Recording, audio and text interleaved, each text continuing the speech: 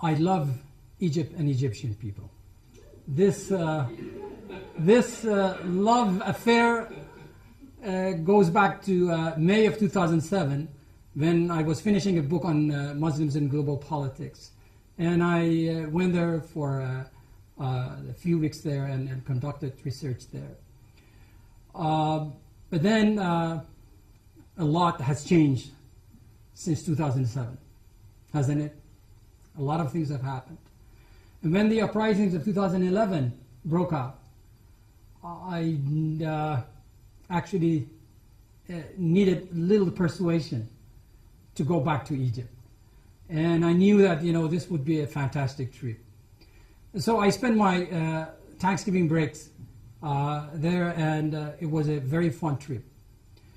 Professor Nazar Al-Sayyad, who typically sits on the left side of me, he's not here, but he has written a book entitled Cairo, Histories of a City.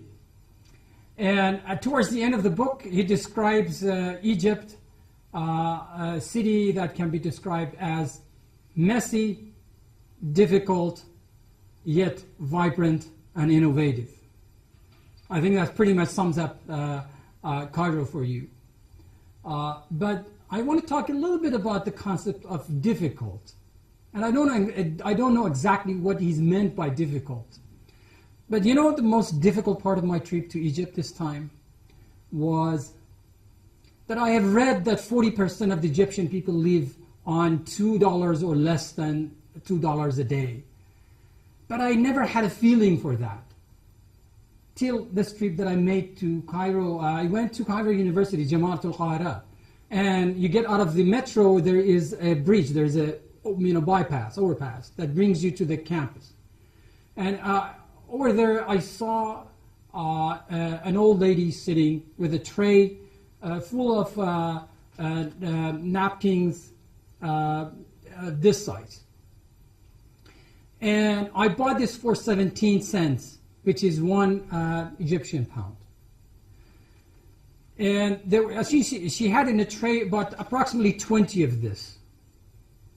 When I tried to find out the cost of that by my own standards, it came down to something close to $3.50. That was the entire investment that she had. She's sitting there and she was selling this. And when I bought this, I gave her some extra Egyptian pound. But her look was so penetrating that I felt the poverty deep down in my bone. You read about these things, but then when you feel that, this is all she has. She is selling, if she is lucky to sell all of this during that, a day, she's selling something like 3.5, less than $4 American. And it was my Thanksgiving break. I didn't know whether I have to be thankful to God for what I have in the United States, or kept asking myself, what is going on in the world? Why is a country that receives $1.3 billion worth of military aid, and if you add commercial trade and commercial aid to that probably Egypt receives something less than $2 billion a year from the United States. Why a country that receives $2 billion a year from the United States has 44% of its population living on $2 or less a day? And I had to feel that, and I couldn't, you read things in the book, but you have to be with the people to actually feel that. And it was a very I was overwhelmed by that experience. And I was sitting back in the metro all the time thinking about what's going on in the country. So I just want to say, by way of mentally warm you up, this presentation is part of the book that I'm doing for Paradigm Publishers. And I begin with 3 basic questions. My first question is just exactly how big of a role did social media play in the in the uprisings in Egypt? The second one is that if we are going to actually understand what factors will contribute to democratizations, which factors should we actually look at? We should look at civil society, look at the strategic decisions that leaders will make, or we have to concentrate on the individual consciousness and commitment. So there are many factors we can look in terms of understanding this transition period in Egypt. And last, because of my specialty and research in human rights, I've always had these questions, how have human rights informed the young people in Egypt in their struggles to topple the regimes? So I begin with these three basic questions, and then I go to my core arguments to set the stage for you. I want to start by saying that technologies are important tools of communications. And they're very important in certain conditions. But they tell us more about the timing and the logistics of the protest. They tell us about when, how, and what. But they tell us very little about the structural underlying conditions. Exactly why uprisings occurred at the time that it did. And as an international relations professor, I am more interested in the question of why. I'm not interested in the questions of how, because in the past we have had a number of revolutions happening, and they have happened without social media. French Revolution, Iranian revolutions, Eastern European revolutions, and on and on. And so, for me, the interesting question is why. The interesting question is not how. And so the technologies will answer that question, but they kind of bypass the question of why. My second argument is that why younger generation of Egyptians really brought a new politics to the streets of Egypt. Yet the name of the game after toppling the regimes is winning the elections. That's what the politics is. The substance of the politics is about winning the elections. And here, the organization trumps the enthusiasms of the Facebook. Those who are better organized are the ones who are going to actually capitalize on the outcome and win the outcome. So this is a question that in the course of this presentation, I'll be happy to actually deal with that. And the last is in countries that have long-standing traditions of military intervention in politics, what are the chances of them making the transition period in a sort of a mistake-free or smooth way? So is it possible at all that there are some countries that are caught in sort of in midway between authoritarianism and democratic systems? So in other words, there are sort of a hybrid system. So these are my actually core arguments. This is the time that I spent in Tahrir Square. For your information, Tahrir is a huge public place. It's a huge public space. It has actually 9 entry points in it. And so I remember that there were times that I didn't know, because of the population there, masses of people there, I sort of lost my way to my hotel. So I started finding some sort of icons there that I can adjust myself in terms of getting back to the hotel. But Tahrir Square, did you know that Tahrir Square used to be called Ismailia Square? But when Nasser came to power in 1954, he started changing some of the streets. And there was it's Professor Al-Sayyad says very beautifully, this is my favorite part of his book, that in Middle East is very typical that the new leaders kind of erase the names and histories of the past, and they put the new names. For instance, Egyptians called Fuad Street, it's called July 26. And after, of course, the Farouk was dismissed, and all of these things. I relate to that part of the Professor Al-Sayyad book, because whenever I go back to Tehran, I left Iran in 1979. Anytime I go back to Tehran, I'm having difficulty actually giving address to cab driver, because I'm using the old address, and the cab driver says, I'm sorry, I'm not sure exactly where you are going. So this is very typical, and Tahrir Square is a new name after 1962, I think, is called Tahrir. But typically it's a place where it's a huge public space and has become really a global public space. I want you to look at this picture. It's a lot of young people. And this is the most favorite sort of line that you hear from this youth. Al-Shu'ab Yarid, Al-Asqat al-Nizam. The people want the collapse of the regime. They want to bring down the regimes. And so when you look at the pictures, these are the pictures that I took with my cell phone. A lot of young people. Now I use this icon. Apparently it has to do with a sort of some kind of constructions, business and associates. So when I saw this icon, I knew that that's the way that I have to go back to Nuvata Hotel, because it's such a big, place. I use that. This was a famous T-shirt. It's known as, even the local people in Egypt say Jan 25th. And so that was a T-shirt. I bought some of them for my students at SF State. The thing that was different from this trip, from my previous trip, was the youth and the happiness and the sense of empowerment that I saw in this young generation.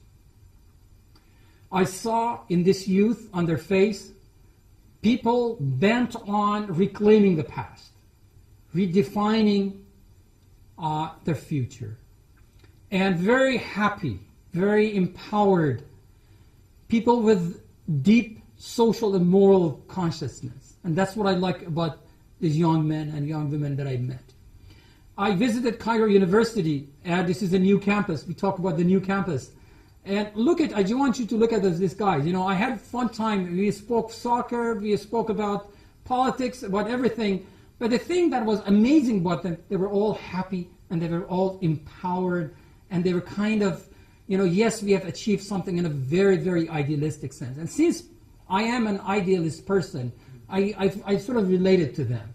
That because the whole human rights agenda is an idealist agenda that has always to come up with sort of the necessities of geopolitics. But look at these faces. They're very happy, very, very elated after what happened. I went to Jama'at al-Qahira, my favorite university in Cairo. On the left side of me, that would be, yes, of course, on your left, would be Mustafa Abu Zaid, a communication major, a very, very intelligent and bright kid. One of the things that he said that sticks to my mind is that he said, I do not want to repeat the mistakes of my parents. They lived a life of submission and surrender, and I do not want to live that life. This is it for me. And I'm embarking on a new journey. And the optimism that I saw in him really energized me. On the right side of me, of course, you have Asma Tahami, a wonderful, wonderful senior political science major, and we touched base on a number of things. Specifically, I asked her, what are the prospects of Muslim Brotherhood? Do you fear, do you feel, what's going to happen when the Brotherhood actually takes over, say, the parliament and other things? And one of the things that she said to me was that we need time and experimentation. And we need to, it's up to Muslim Brotherhood to prove to us that they are on to something which is consistent with our demands. So I love these two guys. I really enjoyed the conversation with them. Both of them happy, both of them near the end of their work and undergraduate, and quite very, I would say a stimulating discussion that I had with them. I want to start out this lecture by saying that the thing that really stands out as far as the Arab Spring is concerned, that this was a non-ideological, non-violent, and leaderless movement made possible by what? By the modern technology. If you have a modern technology that allows you to sit behind the keyboards and direct certain activities, then you don't really need leaders or people of that caliber that can actually direct you to certain things. Later on, I'm going to argue that this might not be really a strength. In certain ways, it could be the weakness of the debate that we are actually bringing up here. The second thing that I want to talk about is that the demands, when I listen to the demands of these people, the demands came to me very much based on secular impulses. What do they want?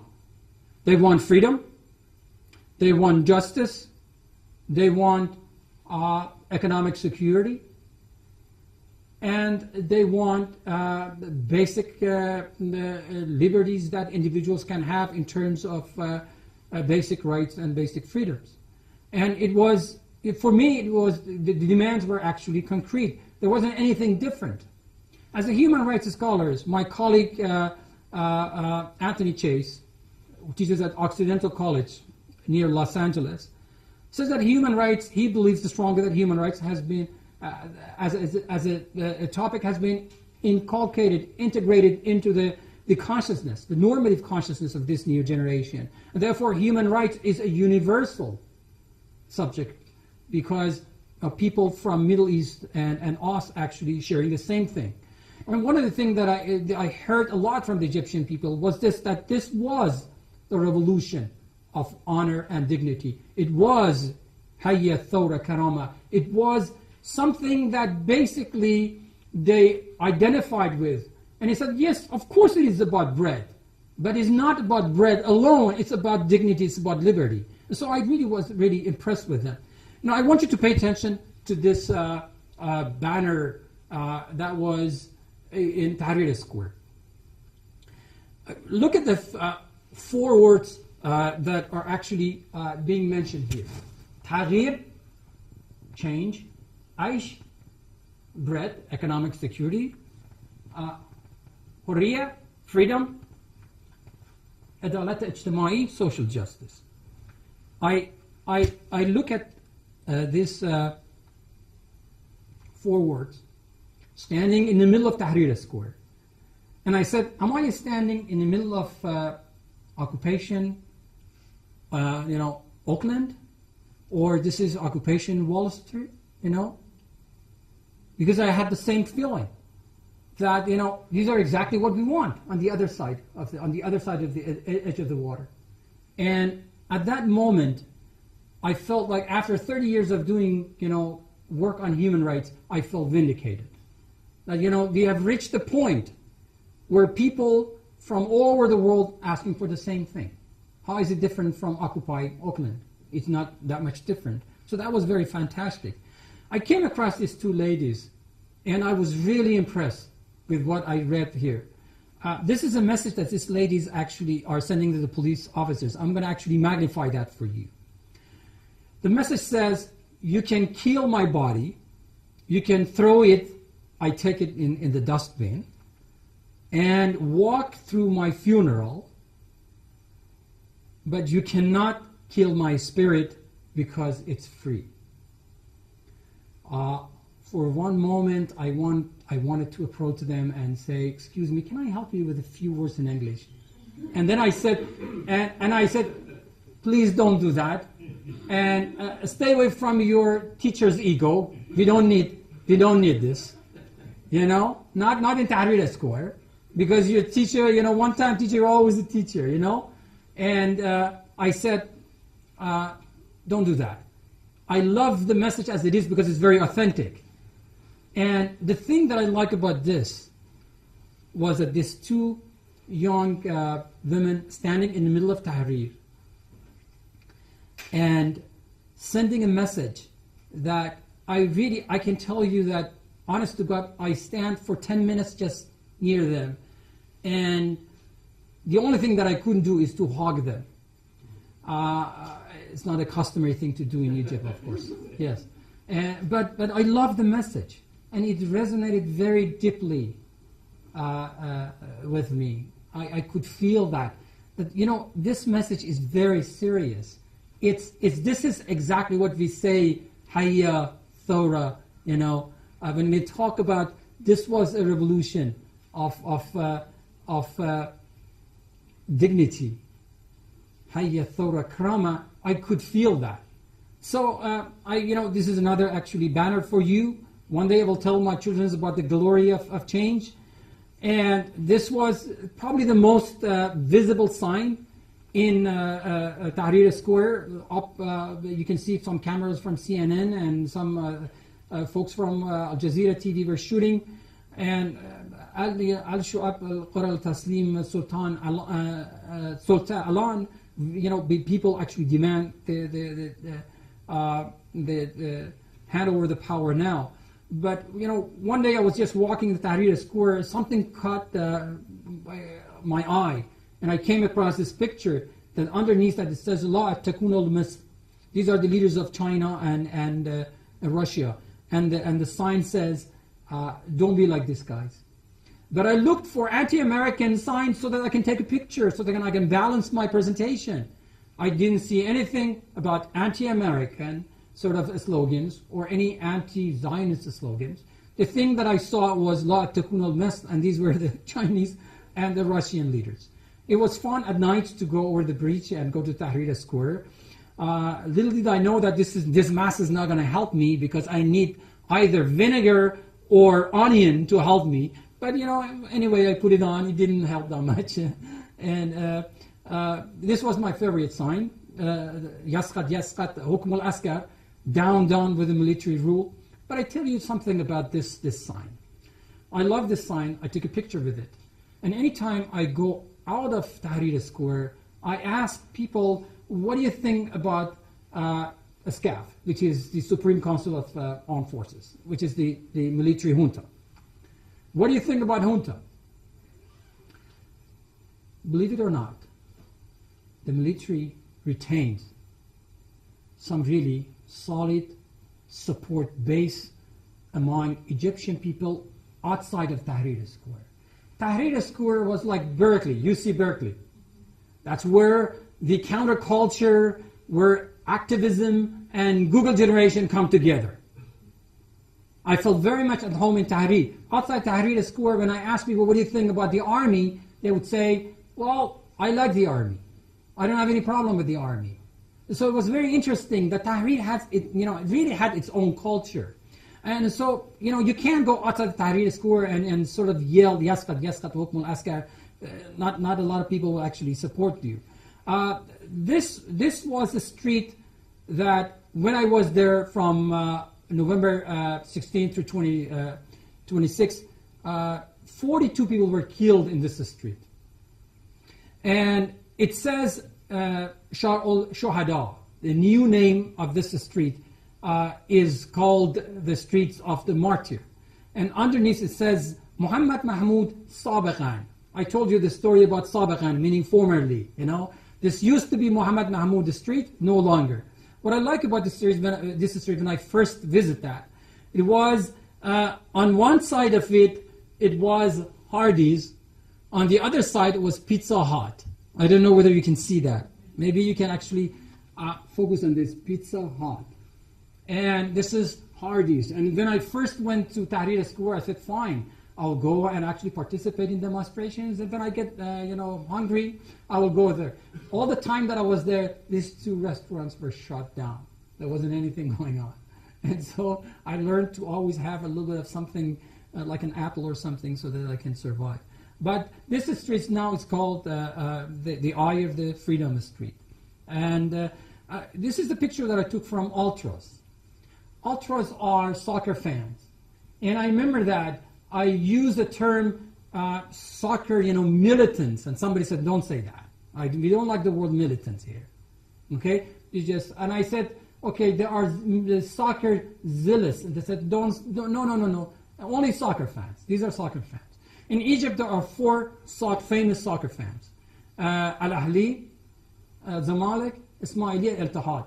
And these were the two groups, Al-Zamalek and Al-Ahli, which they hate each other, and they have a lot of confrontations and violent acts when they are in a stadium, but when they came to Tahrir Square, they spoke with one voice, which tells you about the nature of public and popular sort of uprising and revolution. They respected each other's, they chanted the same slogans, and they were actually saying the same thing.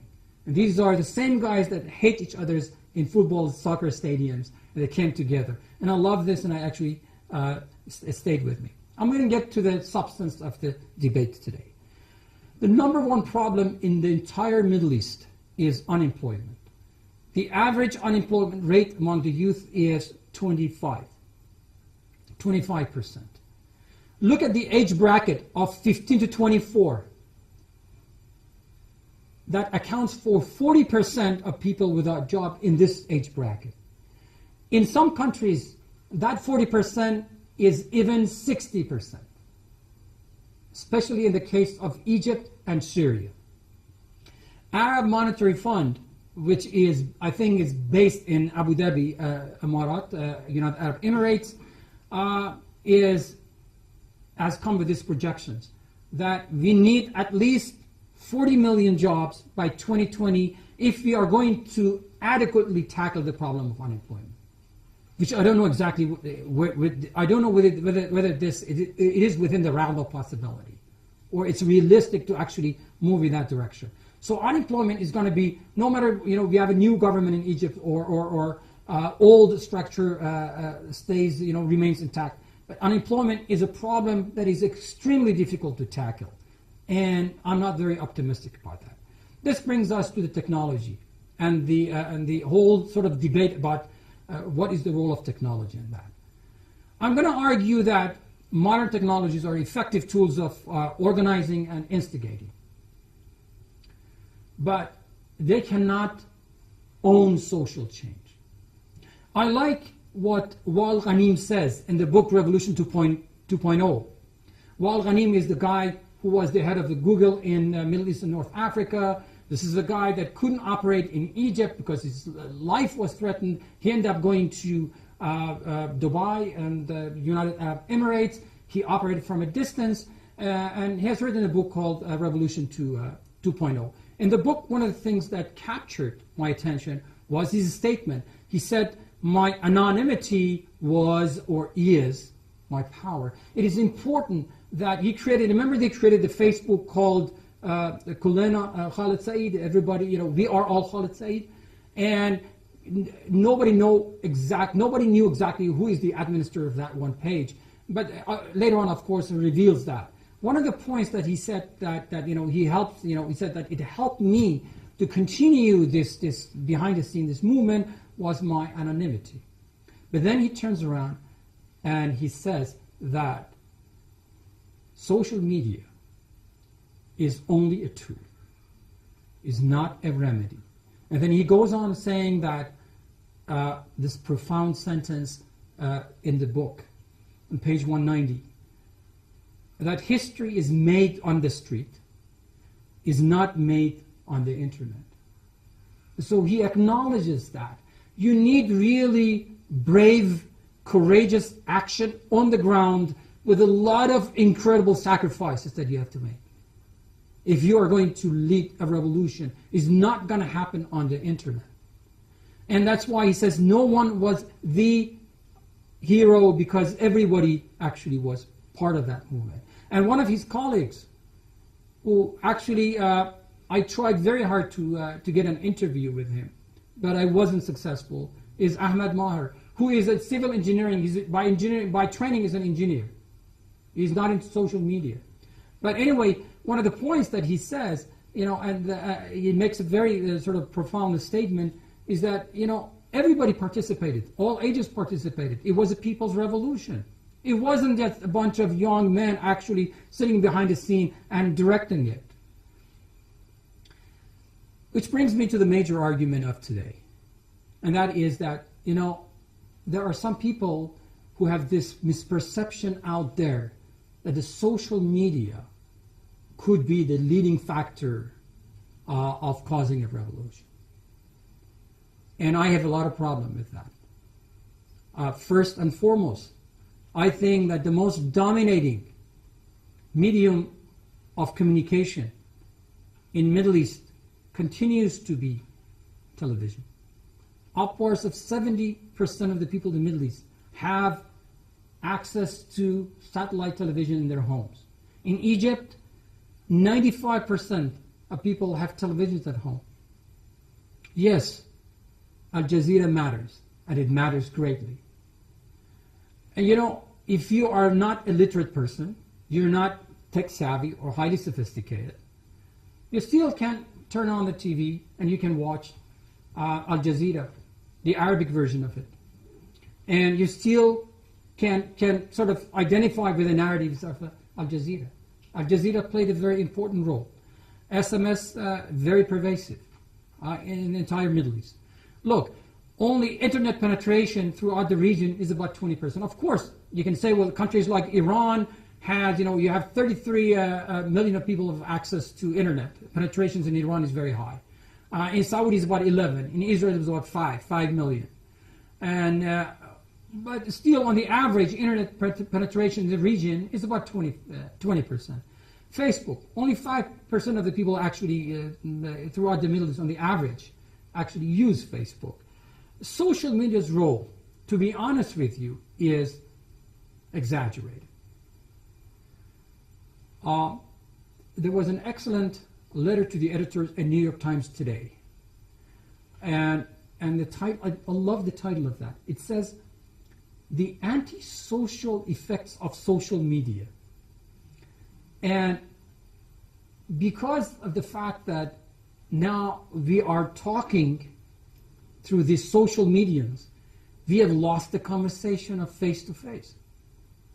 Robert Reich, former Secretary of Labor, currently teaching in this magnificent university, was with Michael Krasny the other day. Apparently he has a book out called Outrage. And he said the point that really that resonated with me. The point was that, look, people sitting behind these keyboards, and they're thinking that they can make the change. It's time to go out on the ground and in trenches.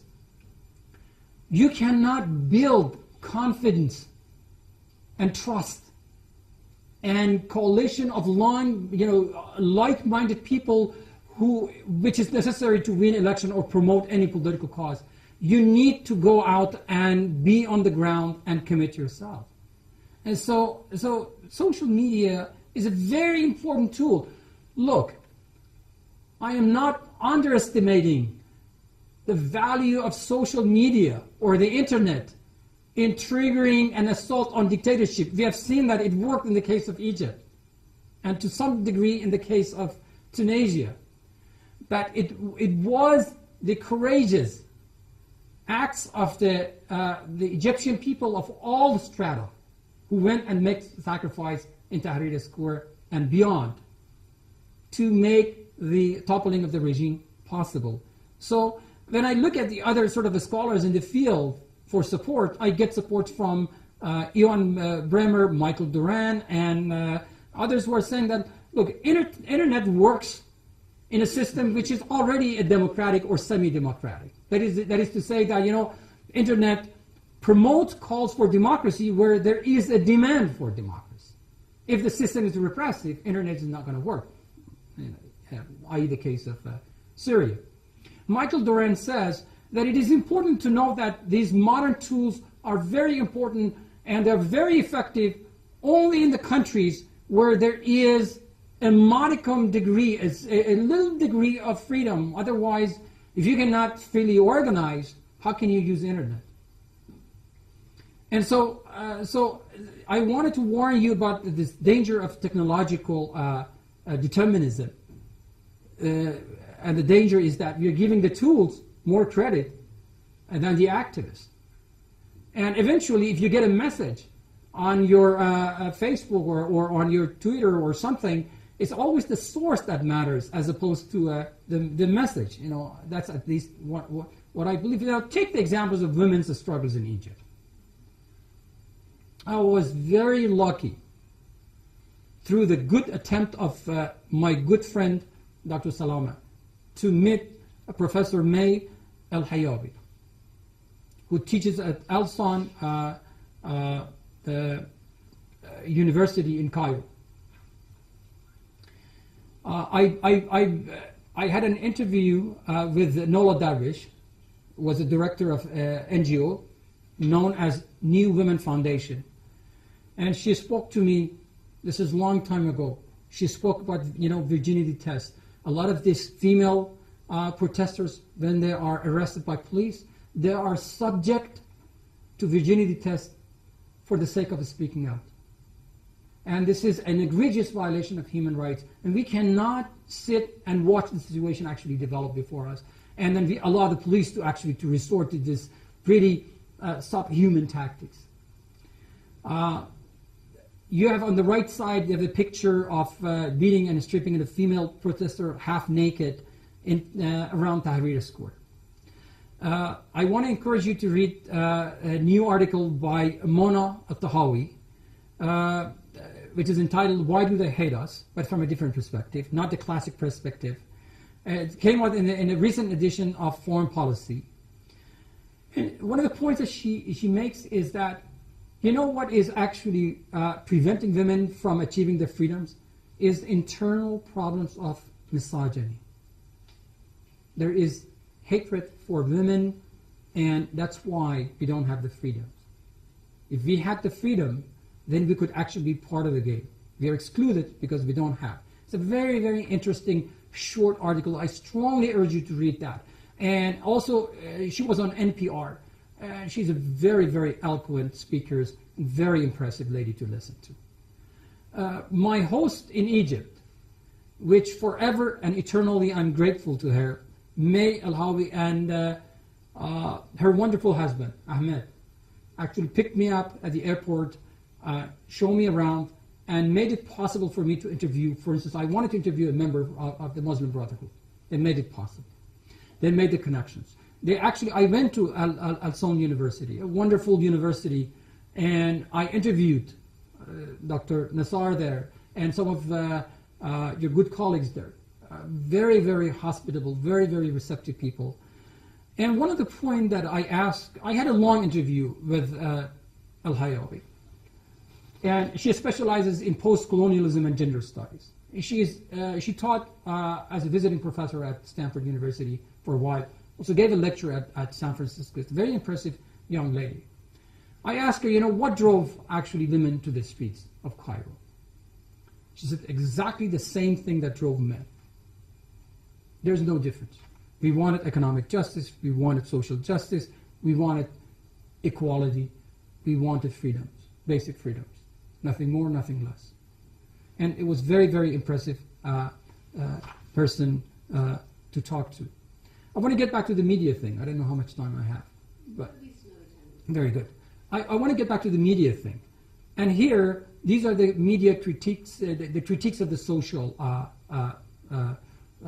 media. We want to start off with Malcolm Gladwell. This guy is a sort of a commentary on, provides commentary on journalism, and he's a fantastic, knowledgeable guy. I've seen him several times on Farid Zakaria's show. One of the points that he makes, is a very profound point, is that social media cannot meet the tenets of social change. What are those tenets of social change? Connectivity, activism, discipline, strategy, organization. You cannot actually do that and achieve these tenets and fulfill and meet the requirements of social change by resorting to social media. Another pessimistic view is coming from Yevgeny Morozov, who taught as a visiting professor at Stanford. This guy is from Belarus, and naturally he comes from a very sort of pessimistic sort of environment. I do not share all of his views, and I have to be honest with you, I'm not quite sure that I understand him. Sometimes I do not share his degree of pessimism with which he is actually looking at the problem. But nevertheless, he makes a point that is actually a very cogent point. And that is that, look, do not expect the internet to magically transform dictatorships into democracies. Do not expect the internet to nudge an authoritarian society toward democratization. And I think it's absolutely a correct statement. When I look at this, I cannot be helped but to think that, we have yet to see a modern technology expert to explain to us in detailed, practical terms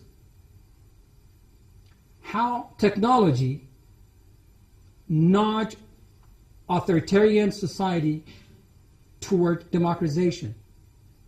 how is this possible? How is it? What is the process? And Yevgeny Morozov seems to be actually spot on as far as that argument is concerned. Ultimately, if you are going to be very fair to the social media advocates and to the masses of people who are in the street, the best way to solve this dilemma is to say, look, it really boils on context and contingency. Are these tools we call modern tools, are they inherently democratizing, or they're contingent on the intentions and attitudes of the agents who are using them? Under what conditions they can be helpful? How might the internet actually foster or encourage democracy? All of this comes down to the context and contingency. Who are the individuals? How are they being used?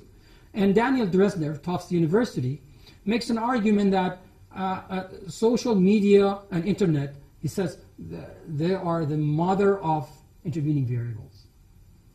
They are the greatest intervening variables. And he says that they do not strike me as causal. They do not cause something, but they are intervening variables. And it makes perfect sense to me, because social media intervening variables have to do with the personality, the intelligence, the commitment of the individual, and the ability of the individual to use them. So it's the context and the contingency that is very important. And finally, yes, in this day and age, the social media has really lowered the cost of transactions. It's very, easy to collect, to create sort of collective action and organize groups and instigate groups to organize. But it's also equally, one can argue, true that the modern media, modern technologies have lowered the cost of monitoring and authoritarianism. Yes, we have Revolution 2.0, expect the advent of dictatorship, the Arab dictatorship 2.0. One of my students said, how about Revolution 3.0? I would tell you that there would be a dictatorship 3.0, because the governments today, they know how actually to chase you, to track you, and target you, disrupt the conversation, disrupt all the political activities on the internet. In fact, who is providing the technology? There's Boeing office in Sunnyvale, not too far from here, that gives a technology which is called deep packet inspection, which is sort of a spying technology. This is a technical name for that.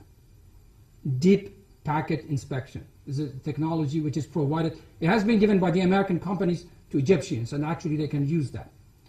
And let me just go from here to the difficulties of democratic transitions. As I look at Egypt, and as I look at what I have done before in the cases of Algeria, Pakistan, Indonesia, Turkey, 4 Muslim countries that have been sort of through this transition, democratic transitions, I cannot help but to think that Egypt has a very long way to go. Democracy is a long road with a lot of hazardous, perilous, and dangerous intersections. And Egypt is just at the beginning of that road right now. And when I look at the range of possible outcomes, it does not make me optimistic about the situation in Egypt. I look at Algeria. In 1992, they experimented with democracy. Then they sort of backslided into the traditional authoritarianism because Muslim Brotherhood or Islamic groups, FIS, they won the majority of the parliaments. So they went back to authoritarianism. In case of Pakistan, and I have studied them, all of these cases in much more detail. We don't have the time to actually get to talk about them. In Turkey, you have the Republic of Turkey, which was established in 1923, but they have had 4 times army actually intervening in the politics and becoming the arbiter of the politics. The same situation with Indonesia. Since 1945, we have had armed forces frequently involving themselves into the politics and controlling regional and local conflicts.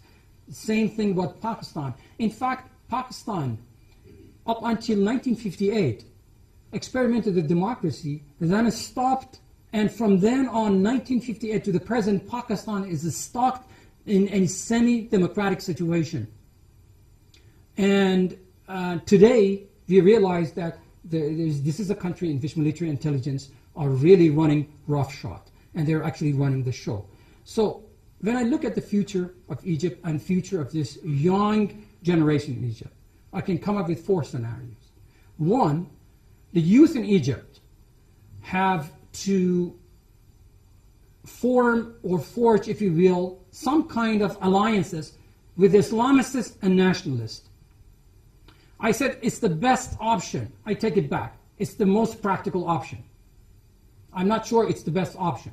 But perhaps the most practical option for the youth is to form or forge an alliance with the Islamists, with the nationalists. Because I think they're losing this game and they're not participating in the process of governance. The second option, they may want to stay out of the political structure and fight it from the within. That's a possibility. I don't know what the chances of success for doing so. The third possibility, they can go underground and use violent means to fight the regime.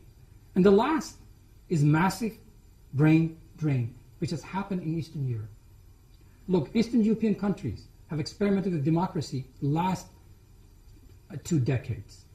We do not have much experience of success, with the exceptions of probably Poland and a few of them. And I see this massive brain drain is happening, and I cannot think but help that this will happen to Egypt.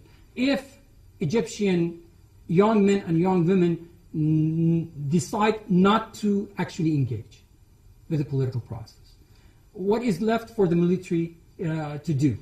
I think there are 3 options. Either the military is going to act and be guided by professional identities, that is to say that they're going to go back to the barracks and allow this transition to move smoothly. And in that case, I would say they will be supporting peaceful transformation and transition in Egypt. The second option is to repress the situation, which means that they're going to show their corporate identities.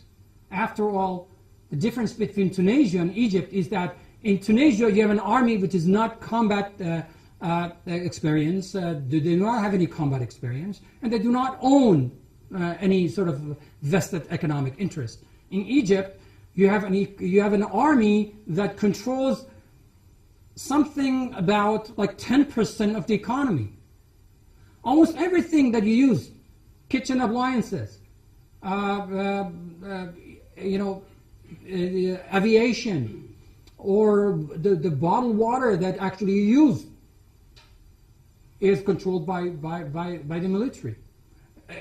Anytime one faction in this coalition is using 10% of the economy, controls 10% of the economy, it's a very, very important party to this conflict. And it seems to me that the army in Egypt has yet to release its corporate identities and not showing to me any signals of professional identities. And last, it might be some possibility of fragmentation within the ranks of the army, which I do not see that as a possibility. Let me just finish up with this thought. I hope that I'm on time.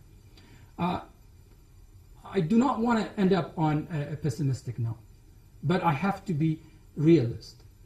The long-term opportunity costs of crackdown and violence against the peaceful democratic protest is very high. It's on the increase. Iranians have learned that the hard way. They know that the Green Movement in Iran has really profoundly transformed the political culture of people. This is a regime that has lost its legitimacy in many ways. And we know that post-Green Movement 2009 in Iran. The second thought that I want to share with you is that information communication technologies, ICTs, have the potential to promote democracy only in the situation where there is a degree of support for democracy. Otherwise, we're going to have many examples of Syria and the likes of Syria in the future. And finally, social media has yet to demonstrate that they're capable of getting rid of an entrenched authority. that it seems to me that we have a lot of difficulties associated with entrenched authorities. And I'm not sure, it's not in the nature of media, social media, to tackle corruption, nepotism, and authoritarian. Some of the problems that are predominant sort of problems in the region, they are not in nature technical. They need good decisions, good policies, good management. I don't have anything about CONI 2012, but it seems to me that to forget about the structural causes of poverty, disease, and inequality in Africa by looking for a simple solution, like CONI 2012, I respect the guy. By the way, it's a California sort of NGO based in California that actually started saying that this guy by the name of Joseph Kony in northern Uganda has actually created an army of child soldiers, and he has to be actually chased and he has to be arrested and subject to international criminal court. I think the message is fantastic. I don't have any problem with that. But to create a situation that we on this side of the world, we can still be external saviors, and in a sort of paternalistic way, we have the solutions for Africa. I think it simplifies a very, very complicated solution that we have to have very expert opinion by humanitarian NGOs and aid workers who can do not actually know the complexity of the situations and also the causal interrelatedness and structural problems that have to be dealt with, as opposed to sort of exposing the crimes of this person. So I want to end up on that note. Thank you so much. You've been a great audience.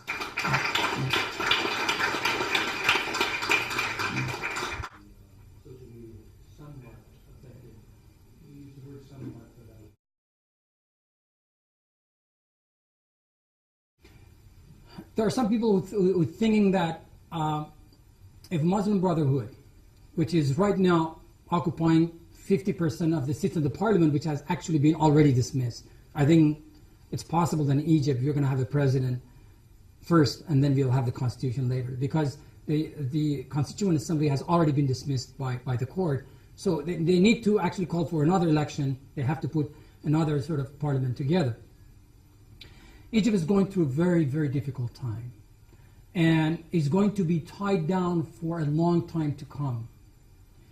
And for Egyptians to look for Turkey as a model, in one sense, is good, because what Recep Tayyip Erdogan has done in Turkey has been good because he respects the secular constitution and operates within that. But at the same time, he runs on the message of Islamic identity and cultural identity and so on and so forth. In another sense, Egyptians' problems and difficulties and nature of the obstacles that they have to overcome might be, if not fundamentally radically different from Egypt, at least the context is different. So I don't know whether you can say there's a perfect model or semi-perfect model called the Turkey model, and then Egyptians have to follow that. And I don't know exactly what is meant by following a model. I'm not quite sure. But you're right. This is something that here I've used that terminology in my text. I think that to your point about the Tunisia, the case of Tunisia is an amazing case of, replete with surprises. Number one, Tunisia was, and continues to be the most educated parts of North Africa, the most urbanized, the most modernized part of North Africa, yet is subject to a revolution. And what happened on December 17, 2010, in a sort of provincial heartland away from the capital, on the margins, so to speak, central part of Tunisia in Sidi Bouzid, when Mohamed Bouazizi committed the act of self-immolation, it was more a matter of emotional and moral identification and suffering of the act itself that led to a lot of sort of moral and psychological identification with that. Yes, there were prior to that a group called Tunisia in White, people who actually demonstrated in front of the Ministry of Technology and why they cannot have, internet, and the movement called Tunisia in White wasn't a successful movement. Happened a few years, 2008, in the proximity of 2008 this happened, but it didn't actually gain a lot of traction. But it was the emotion of what happened to Mohamed Bouazizi that really was broadcasted into living rooms by Al Jazeera and the rest of the Arab world, and the Arab identity kicked in, and the suffering of this notion of the others are suffering as we are, and we can actually expand the scope of this identification as far as the human suffering is concerned, is what really actually stirred up the pot. And nobody could have predicted at that point that this would actually lead to something of the magnitude of the momentous events of 2011 in Egypt. Thank you so much for your question.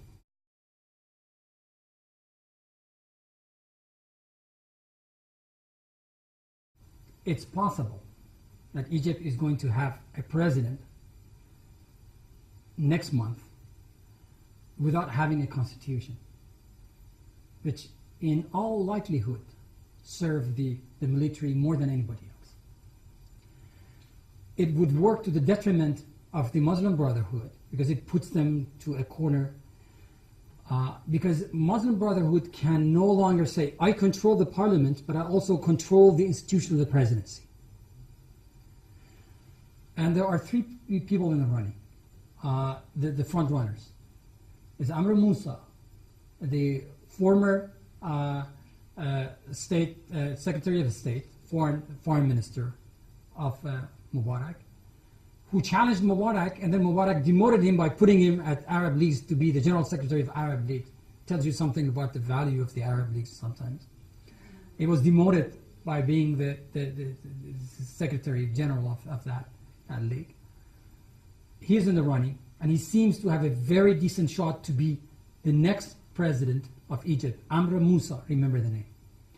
Then on the side of the Islamic reformists, there's Abul Fattah, who used to be a member of Muslim Brotherhood, but he has become a reformist Islamist, a sort of liberal Islamist, so to speak, which, he has a chance. He has a fighting chance. But there's only one representative from Muslim Brotherhood. Nowadays, the party is called the Freedom and Development Party. And that is Mohammed Morsi. And I don't know what his chances are. With elections around the corner, I think Amr Moussa, who has the support of the SCAF, the army, seems to me he is the front runner. Barring any unforeseen incident, I think he's going to be the next president of Egypt. But he's the one that some segments of liberals support. Secular remnants, parts of the previous regime, which are known as Falul, they support him, and he's going to get his vote, the vote of this section. And again, is a situation that he doesn't have the support of the youth, but then we come back to the question of what the youth are supposed to do in this under these circumstances. Are they going to participate? Are they going to actually fight it? And so the dilemma of the Constitution is that you have a president in power, say, by July 1st, and then you have to have another election for the Constituent Assembly, and assuming that the Muslim Brotherhood is going to win the majority of the seats, and Salafis in the past have won 25% of the vote, I don't know exactly of what then power the parliament is. And then the question is, would the president be the one that sort of play a sort of reconciliation role between the parliament and the army, and it would so that the president becomes the middleman, and he's sort of caught between the forces of the institution of the presidency on one side, and then on the other hand you have the parliament, and then you have the army sitting back, lurking in the shadow and sort of controlling the wheeling and dealings behind the scene, is going to be a very, very difficult, tumultuous transition. But nobody said democracy, and the trajectory toward democracy is an easy job. Nobody said it's a sort of a smooth and mistake-free process. Egypt is on to a daunting task, and it's going to be a very difficult task because, as I said, in countries that come from the tradition of long-standing military involvement in politics, as has been the case since 1952 in Egypt, you are not going to expect a sort of flourishing of democracy the day after the election. So it's going to be a very long and very tumultuous process. And I'm afraid to say that, despite the fact that when I traveled to Egypt, the youth, the energy, the enthusiasm with which they were actually running their shows really touched me to bone. And I respect them for what they have accomplished. But I fear that what they initiated, they could not, yield the fruits of that when the outcome actually comes. And so that's the way I look at it.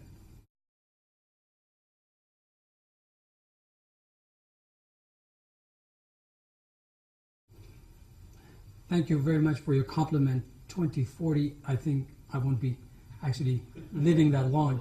But you're talking about your generation, and I understand the gist of your question. Iranian revolution has gone so awry that it has given even the Muslim Brotherhood, a conservative party in Egypt, to proceed very cautiously and make itself or its organization flexible to incorporate other segments of the population.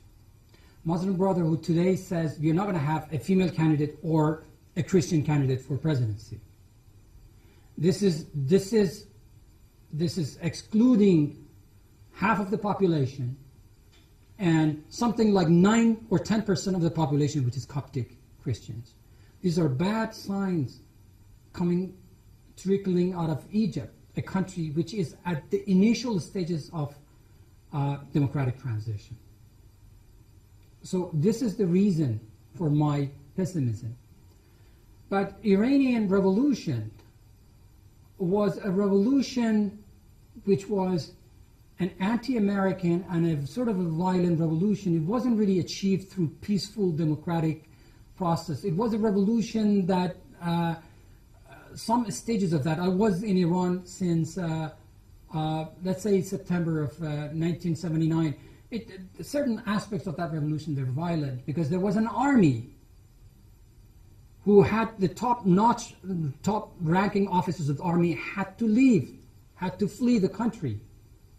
In Egypt, you have a situation in which army stays on and is backbone of what is going to be the next sort of political structure. And that makes me somewhat pessimistic. Revolutions are hard to predict because we can talk about the content of revolutions, but we can never answer the question of the timing of the revolution. We can talk about the substance of revolution. So I am hard-pressed to predict 5 years from now what's going to happen in Egypt, and you are actually giving me a daunting task of making a prediction 40 years or 30 years or 20 years from now. It would be very difficult to get. It's a very dicey enterprise to get. As a professor of international relations, I know that I'm not in the business of prediction because this is a very dicey enterprise, and we should not actually engage into that. But as to your hypothetical question, I think Egypt has a lot to learn from Iranian experience and not to go that route. And so that's why I believe that as students in Egypt, before they are excluded from the political structures maybe they have to find a way to forge an alliance with nationalists and Islamicists so that Islamicists are not left with a position of monopolizing and being the major sort of director of that show. I think this is the most practical. My slide says this is the best, and I said I stand corrected. This is the most practical way for them to forge an alliance out of, practical necessities of working with nationalists and Islamicists. Because Islamicists have the power, have the number, have the grassroots organizations. Nationalists want the part of the pie. And the youth, 10%. They're cut in the middle, and they cannot win more than 10% of elections. They do not have any realistic chance. If they are smart, they are not going to exclude themselves from the power the way that the clerical establishment in Iran monopolized and confiscated the power.